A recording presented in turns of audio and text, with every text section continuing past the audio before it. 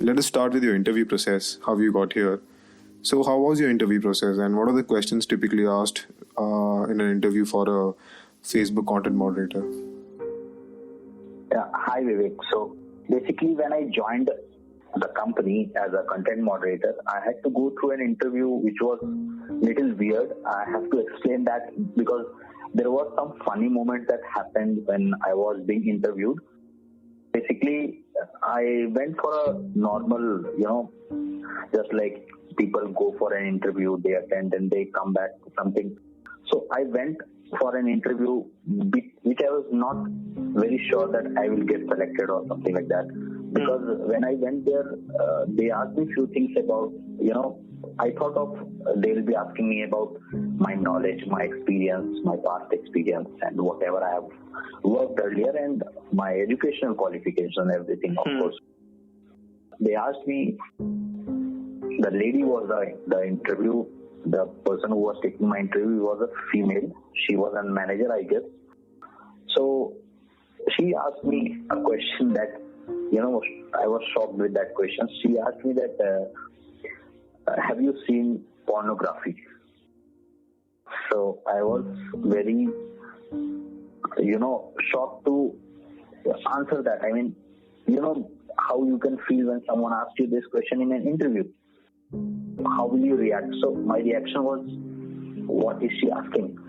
So I told her that, what do you mean? She says, actually, it's just a normal question, just answer me. So I said, how can I answer you that question? So she told me, okay, I'll give you a scenario. So when you are working in a company and you find some female friend watching porn, what will you do? I said, I will definitely go ahead and escalate this to the management as there is a wrong practice that is being happened. So she told that there is nothing to worry. Actually, I was just asking you because the process that you will be working for is advertisement and moderation, content moderation. So I was not known actually. I have never came across this kind of profile. So I was new to it and I never knew what is going to be, what is going to happen in my job profile and what I will be trained upon. So I had a question mark in my mind about what is happening. So this is what this is what I was asked in the interview, and I answered pretty. Interview was pretty, short for a short duration. So I got through the interview. The next day they called me, and then I joined the company as a content moderator, basically for a social media company.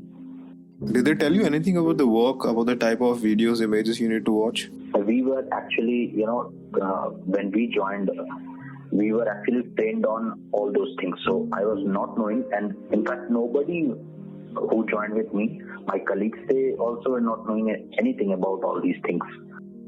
So we were all trained for like 2 to 3 weeks, basically, about how and what we need to do, how it will go ahead as how we will be working on those content moderation part and what we need to do, how we need to take actions.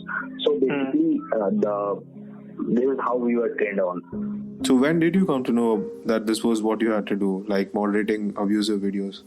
We were given few examples when we were in training. So we actually came to know that yes, we have to do these kind of things. We need to process few components. So basically, the idea behind content moderation is when you are using a social media profile as a normal user. For example, I am using a social media platform to create my profile and to make my friends on any social media platform, for example, Facebook or Twitter, anything. So you try to follow someone, you add someone as a friend, and you get to see all the pages and groups that you are in, right? So basically, it is an open platform where people can share a lot of things. And it is not necessary that everything that is shared is, it is good for society, it is good for people who are actually looking into, who is just trying to, browse on social media and check what things are going on around the world. So For example, if you see something on a TV news channel that someone killed someone or some attack or a terrorist activity happened, so they don't show you clearly what exactly happened, but they provide you the information of what was being, happened that time. So this is how social media also, it is none other than, social media, we become friends, we talk to our colleagues, but then it is not different from digital media, that is news channel. News channel will give you a news, but this you can get through on your own. You can search through web. So basically, there are few things that people don't want to watch. They don't want to see. And that is where you come into the picture. Yes. We are the one, we used to hide the contents that, people should not see on our social media platform. Okay. We were actually the work that, the content moderation word itself means that when you are moderating something that should not be visible to any human being who is using a social media platform. Okay. So basically the content type I can explain to. So that was basically the thing. Can you describe your work as a Facebook content moderator? See, actually, I worked in that company for almost 3 years, and that was very, crucial time for me in my personal life as well as, as far as career growth is concerned. So I was pretty aware about what things are happening around me, and I was very good at my work. I worked there for almost 3 years, and the shift timing, I would say, it was normally day shift and a night shift. Basically, a morning 6 o'clock login and log out at 9.5 hours of shift generally we had. So that is what we used to do. So basically, the nature of work, you can say, as I said, the content moderation part. So there are a lot of policies that are hiding behind. We were trained on those policies on how to work, and there was one incident that happened with me. That was basically there is a policy for a violence. What kind of violence videos or audios or any type of content that we allow on a social media platform. So we are supposed to, hide it from the people, hide it from the society. So there was an incident once happened. So I was in a morning shift, and I am very, deep religious person. I believe in God, and one day I was in a shift and I went in a morning shift. So I usually listen to bhakti songs and Hanuman Chalisa, these kinds of songs. We were actually allowed in our company to listen to songs. So I was just I played a song, Hanuman Chalisa, and I was listening to it, and I started processing the component. That was my start of my shift. Once I started the component processing, I actually saw the first content that I saw was a beheading content. That was a terrorist activity that was happening, and a person was being beheaded. Live beheading video was the first content that I was processing. So that actually, you come to office in the morning with a fresh mind, you start working, and then the moment you log in and you see all this stuff, so that actually made my mind in the morning pissed off. I was that was a very frustrating day for me, that why I had to see this thing, because I was listening to Hanuman Chalisa, I was starting my day off, but then I saw these type of content.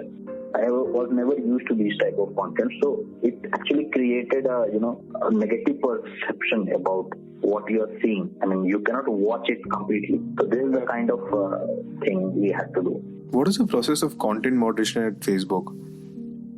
I mean, I was going through the types of Facebook policies. They have policies for bullying, for pornography, for self-harm, violence, and even hate speeches. So do you have different teams for different types of these content? So as in the beginning when we joined the company, we were trained on all these policies. So basically the policy that we work on is one is violence. The other policies that we work on is bullying, pornography, and then terrorism, then Firearm Act. So basically I was working for a US content moderation. So basically Facebook deals with different region. So for Asia Pacific, we had a different team, And for US, we had a different team, and for UK, we had a different team. So I was a part of a US team. So whatever the content that we used to get was from United States. So we used to check all these things, and we used to process the contents, whatever we used to get from United States. So the contents that we used to get was bullying, the terrorism part, the violence, the suicide and self-harm, all these contents we used to, process. So the basic picture that we used to come across was, for example, someone on a street is walking and a person came, a group of mobs came and, he killed the person and he took away his money. And someone, this is the age of digital media. I mean, everyone has an Android or a smartphone or any kind of, they carry iPhone, they carry Android, and people are very much aware about, creating any recording or a data of any incident. So basically, when people see these kind of stuff, they record it.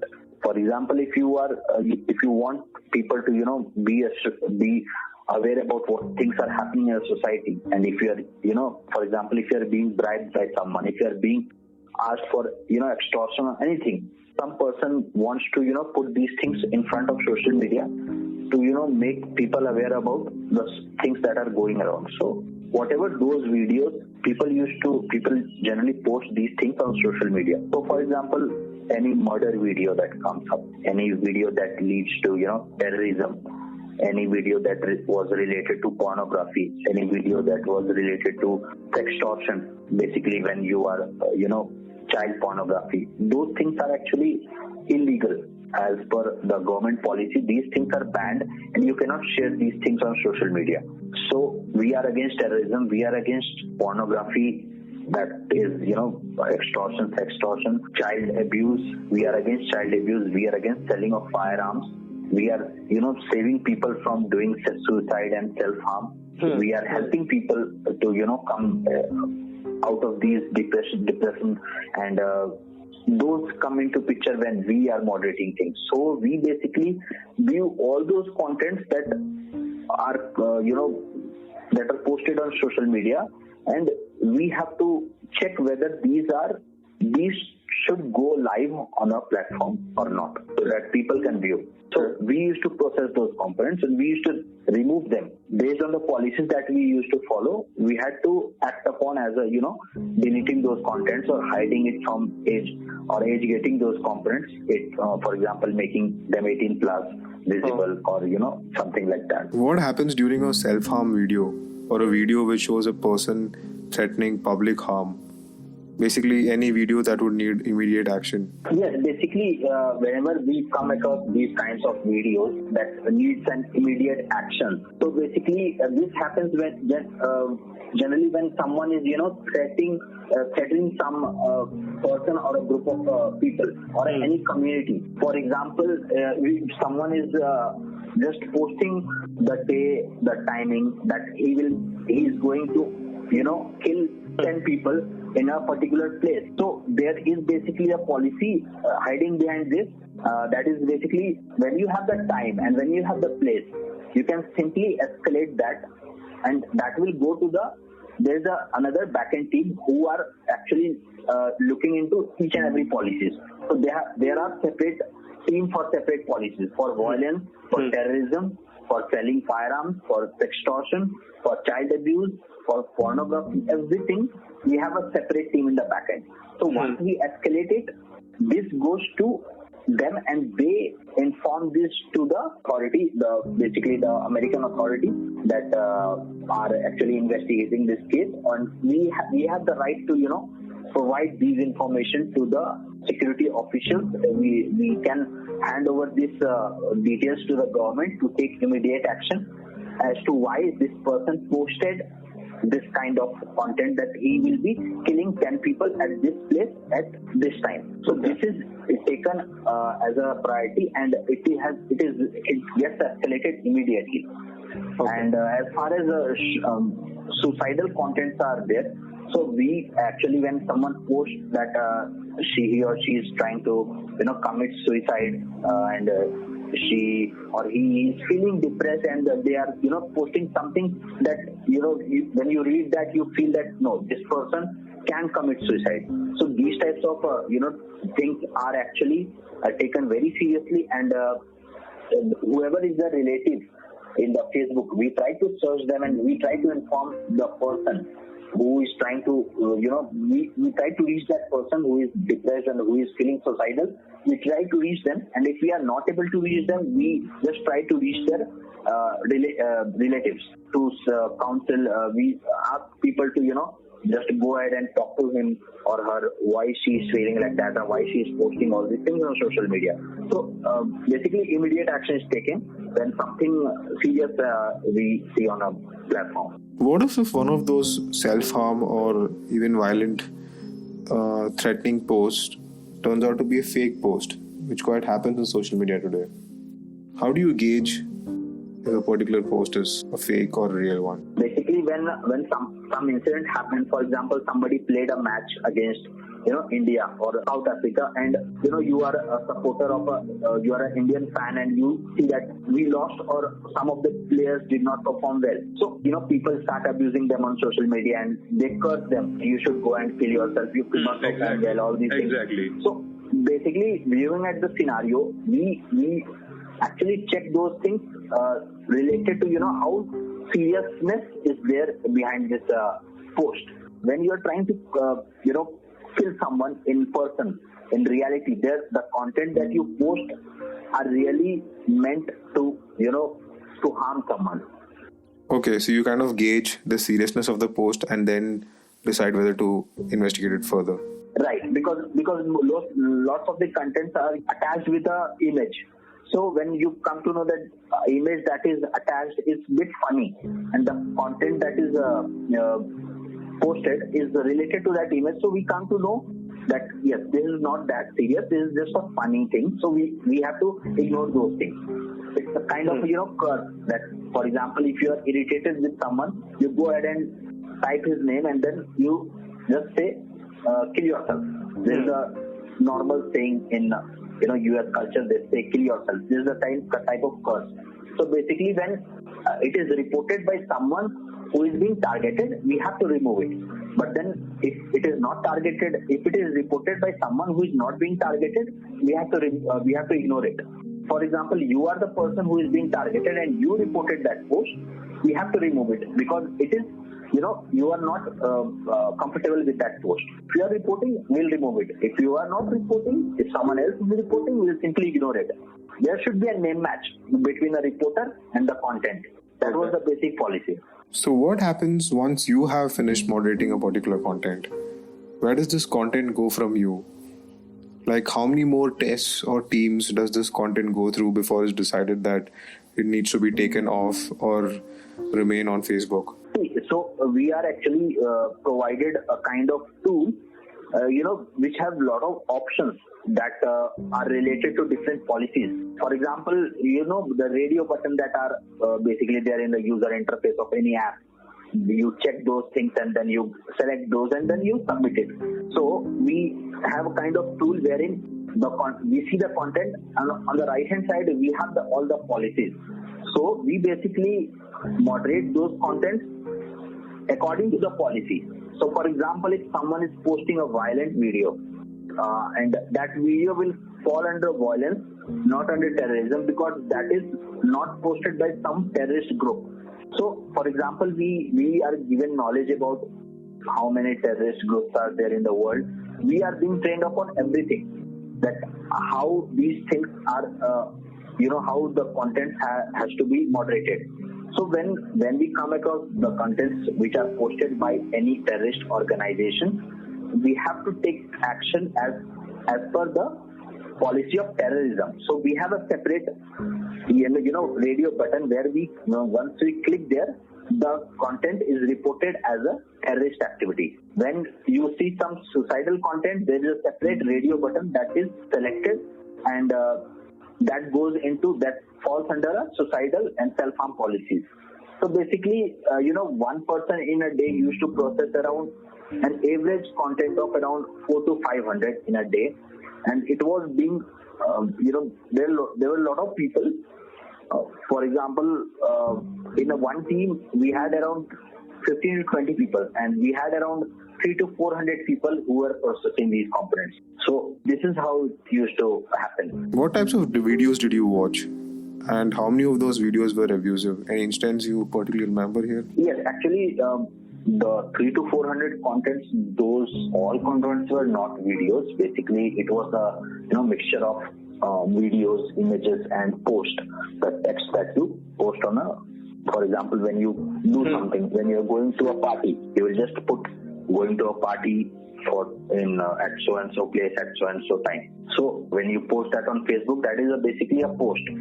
And when you are celebrating a birthday party and someone records a video and posts that video, and if that is reported, that comes into a video category, and if someone clicks a picture and posts, that comes into image category. So all these things comprised of the 300 to 400 contents that I said.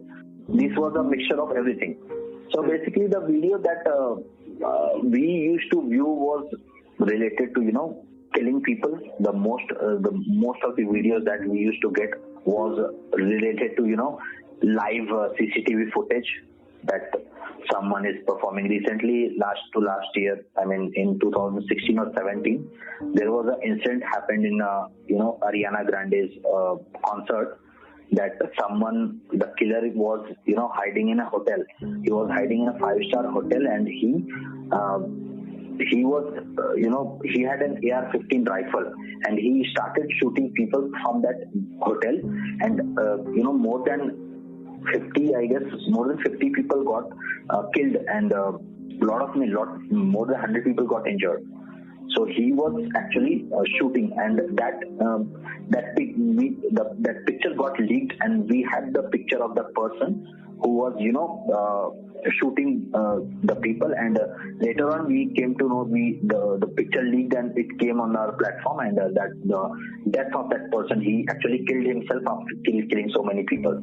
So this was an image that came across, and recently we had a black person who was being killed by white. So basically in America there are a lot of hatred towards black people. So there is always a campaign that runs in the name of Black Lives Matters. So related to a social campaign that is happening around the world or in America, or related to any videos that are posted by a terrorist group.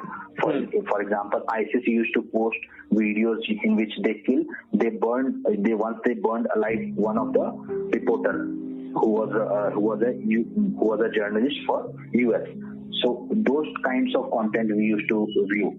The killings of animal sacrifice, the religious sacrifice that they do, or they simply kill animals just for fun, and some videos related to people making their own video of self-harm. They are just cutting their hand, and then they are just crying. Those kinds of content we used to view. There were also few very those contents. If you see, you will definitely feel very depressed. If a person who is already having a life which is full of depression, he's not having any kind of happy moments in his life. So definitely that kind of person, if he or she views these types of videos, they'll definitely land into trouble. It may impact their mind and their mindset. So we used to view those kinds of videos basically. Facebook content moderators have to view some of the most horrific and disturbing content on the internet, leaving some of them with lasting mental scars. Did you or any of your colleagues get affected due to exposure to this toxic online content? Yes, so actually it was none other than me who faced, I had a depressing thoughts that came in my mind after viewing all these things. And this incident also happened to one of a girl who was in a pornography team. So I'll first explain what happened with me. So basically when I was working, my personal life was not going good. I mean, I used to hardly take out some time from my busy schedule, and I used to plan some trips with my friends. But the rest of the time I was actually very disturbed with my personal things and everything. So basically that time it happened once. I was moved in a team wherein only suicidal contents were moderated and suicidal and self-harm contents were being moderated. So, in a day I used to get around 20 to 25 components related to suicide and self-harm. So, I used to process those things easily, but then the mindset that I was carrying during that period of time was little, I was actually feeling lonely, and I used to only go to work, come back, and then eat and then sleep. So I stopped talking to people, I stopped talking to my family, I stopped talking to, my friends. So that when I used to view those components, it actually, made me think that why people are doing these things. Maybe is this the thing I should also opt for? So these types of thinking used to come in my mind, and that was not good. So basically, and this also happened to one of a girl. So it was not related to suicide or self-harm, but then she started, after seeing so much pornography, she was not used to these things, and she never had done this kind of work earlier. So it impacted her personal life with her husband, and she got impacted, and finally she has to leave this kind of work. She went into a different project.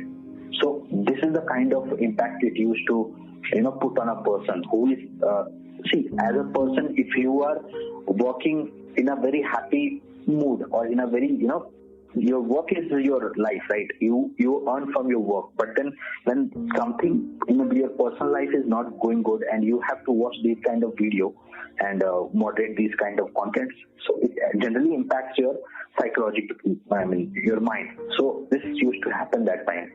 So we were, after these incidents kept on coming for like 2 to 3 times. So our company had organized, every day Tuesday session with a psychiatrist. So he used to come and he used to, take sessions for people who are actually facing any kind of issues related to contents that we see, there is any personal issues that is happening. So they used to, if you wanted, you can go and get the, you can just meet the doctor and connect with a one-on-one session. So did this lead you to leave your job? Yes, this was the reason I had to leave this job, because no doubt it was a very good. If I leave, someone else will do this work. So this is the work that we have to do. But then definitely the thing that comes into picture is mentally how healthy you are. How is it impacting your work?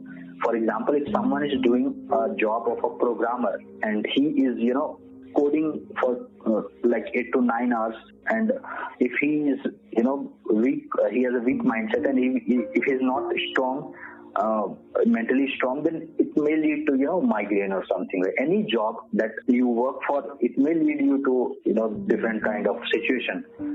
So this is also kind of a job that someone has to do. But then I think I was not fit because I was not mentally healthy with that kind of environment that I was working for. That process gave me a lot of knowledge about, US culture, what is happening around the world. These things happened, and I was very much, I became knowledgeable after working in this process. But then you cannot spend your whole day thinking all those things, because whenever I used to come out of office, those things actually was running in my mind. That yes, this girl committed suicide, this person was killed by this terrorist activity, this person was beheaded. So this used to, shiver me from inside. And how did your managers respond to such complaints? Yes, when this type of things happen, so it was first, handled by our manager. Actually, they used to talk to the person who is facing the issue.